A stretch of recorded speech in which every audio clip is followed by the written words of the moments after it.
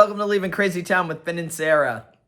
Today, we're going to talk about what happens. We're going to give 2 examples each of what happens when we don't speak up or speak our truth. Yep. And then we're going to provide 2 tools each that we use to help us speak up. Yes. And why are we talking about speaking up? Because... How else is anybody going to know what your needs and wants are? Yes. Because it's one of the real critical parts of healing from codependency recovery. Like when you had the incident at the restaurant this afternoon, Sarah went and bought us lunch and the bill seemed a little large and she went back and actually talked to them about it. Me, years ago, I would have just paid it and ran out and then been mad. Point. So speaking up's important in small things and big things. Absolutely. All right, go ahead, bud. What's your first one? My first one is I get angry at the person for not reading my mind. So if I don't speak up in a situation and I need something or I want something, then I just get mad at that person because they should know what I want or need. Yes.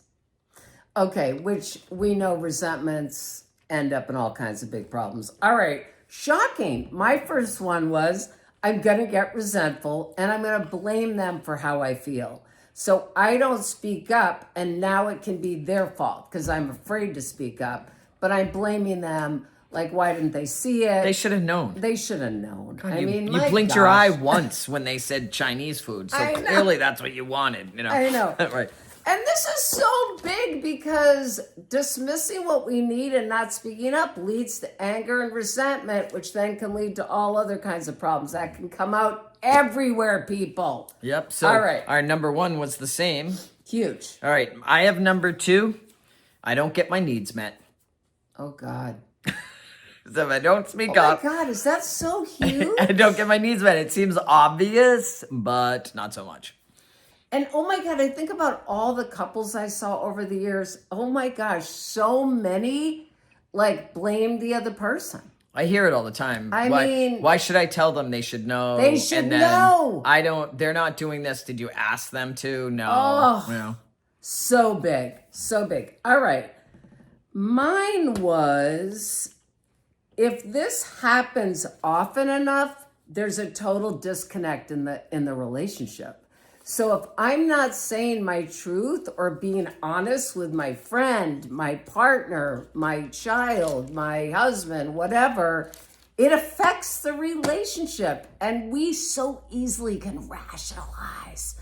Oh, I don't want to hurt them.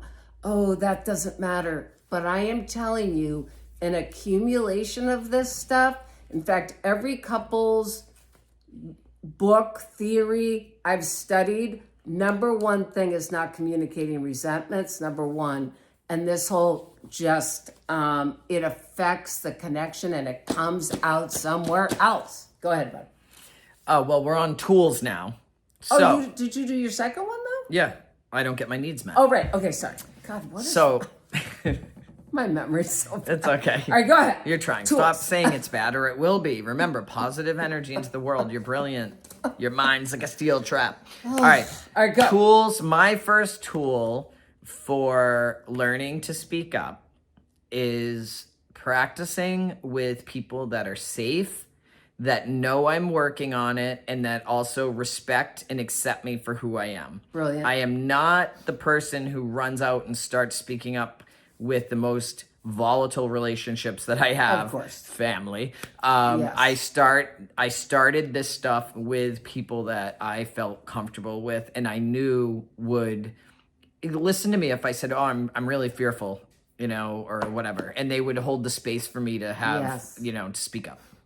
Oh my gosh. I mean, we have like the same ones. Mine was take small risks to start. Yours was more about the person. Mine I'm just really detailed. Yeah, but I mean, it's a great one. So I wrote, take small risks in the relationship. But I said what you said, which is sometimes just acknowledging how you feel. Like if I'm going to say something to my son that I know is tough to say, I'll say, Bud, I'm just really nervous to say this to you.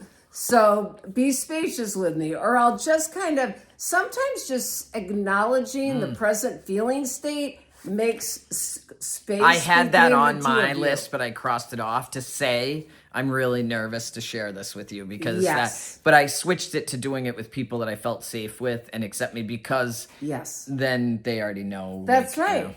Yeah. And it creates vulnerability, which creates more connection. And acknowledging you're scared opens up the space for other people to share. Okay. Okay, my last tool, which I can't even believe I'm going to say, Okay. is pause and pray. And it's the pray part that I can't believe I'm going to say.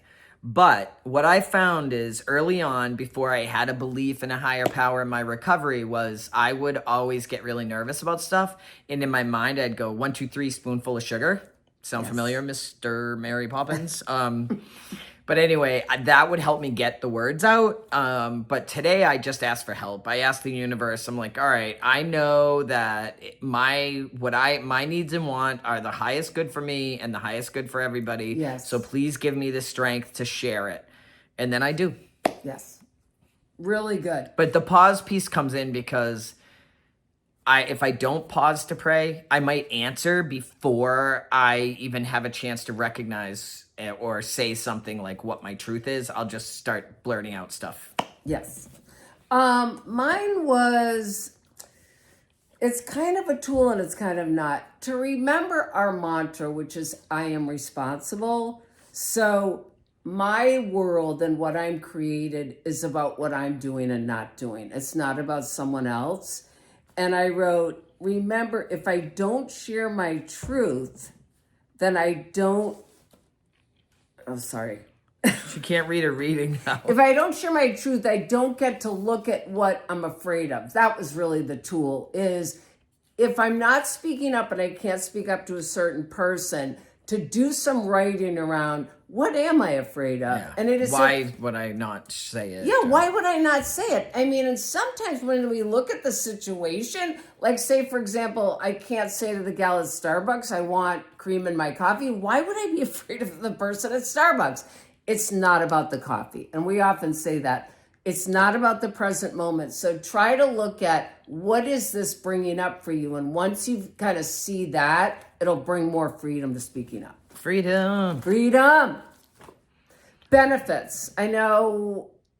All right, I'm just going to say one benefit. Okay. The benefit of speaking up is you are going to have much more honesty and connection in your relationships. We think this is not a really big deal. It's huge. If I don't speak the truth in my relationships, then am I really connected? Is it really an honest, truthful relationship? And some people are so interesting because in their most important relationships are the places where they don't speak up. And I'm like, are you really friends with that person? They don't even know you. So critical to the quality of your relationships. Oh, that's funny. Like, once again, you're on the relationship piece, and I was going to go with, I'll get my needs met. Yes. Which is good. Yeah. All right. Fasten your seatbelt. Think about how you're going to speak up and try some little, oh gosh, now I'm ruining the video. Just You're gonna cut speak this up. out. Look, no, we're not cutting it out. We want everyone to know exactly who you are. We want to share. We want to have close relationships so we all know. No, basically what we want to do is to hear all about how you spoke up this week. Yes. You got it. Authenticity. You can do it, people. You deserve it. We're outta Fasten your here. seatbelt.